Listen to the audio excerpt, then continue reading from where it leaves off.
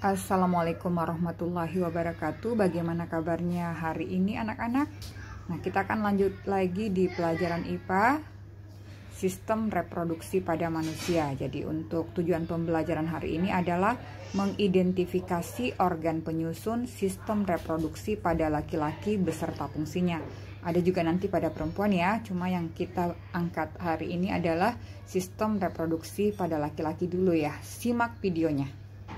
Perhatikan gambar ini. Yang pertama ada skrotum. Skrotum dikenal sebagai kantung pembungkus testis.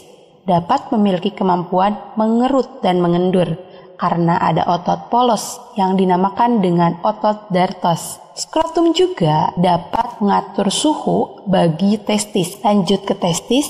Testis itu jumlahnya ada sepasang. Pada gambar ini terlihat satu karena posisinya dari samping. Testis ini yang berperan sangat penting untuk menghasilkan sperma. Sperma dibentuk di tubulus seminiferus. Di sini juga bisa dihasilkan hormon, yaitu hormon estrogen yang dihasilkan oleh sel Sertoli dan hormon testosteron yang dihasilkan oleh sel Leydig. Kedua sel ini berada pada testis.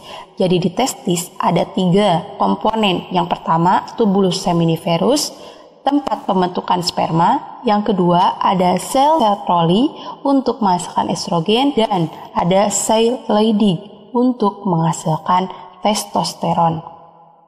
Setelah sperma dihasilkan di sini, maka akan dimatangkan di organ selanjutnya, yaitu epididymis. Epididymis ini dikenal sebagai tempat pematangan sperma dan penyimpanan sperma pertama. Jadi sperma yang dihasilkan di tubulus seminiferus itu belum dewasa, maka dia akan dimatangkan di epididymis. Setelah sperma matang di epididymis, maka dia akan melanjutkan perjalanan yang pertama menuju saluran yang namanya vas deferens. Vas deferens ini akan mengantarkan sperma menuju ke vesika seminalis. Di vesika seminalis itu sperma dikasih makan, dikasih nutrisi, dan dihasilkan getah semen yang biasanya warnanya putih.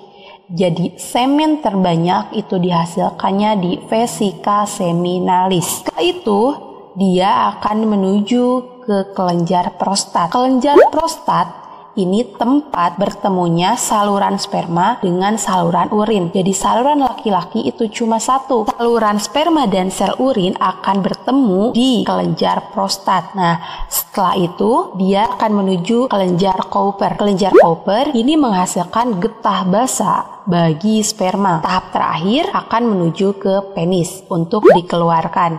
Di penis itu ada bagian yang namanya jaringan erektil yang nantinya akan membuat penis mampu berelaksasi dan berkontraksi. Di penis juga ada bagian yang namanya bagian kepala yang namanya gland penis. Di gland penis ada bagian yang namanya kulit pelindung yang akan dipotong sewaktu sirkumsisi atau khitan. Inilah alat reproduksi pada pria. Selanjutnya, perhatikan buku paket kalian.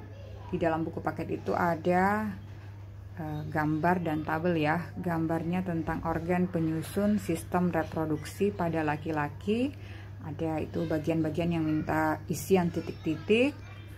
Nah, itu sebetulnya sudah terjawab di bagian tabel bawah ya. Tabel bagian bawah itu adalah struktur dan fungsi. Ada keterangannya di situ. Terima kasih untuk pertemuan kita hari ini. Assalamualaikum warahmatullahi wabarakatuh.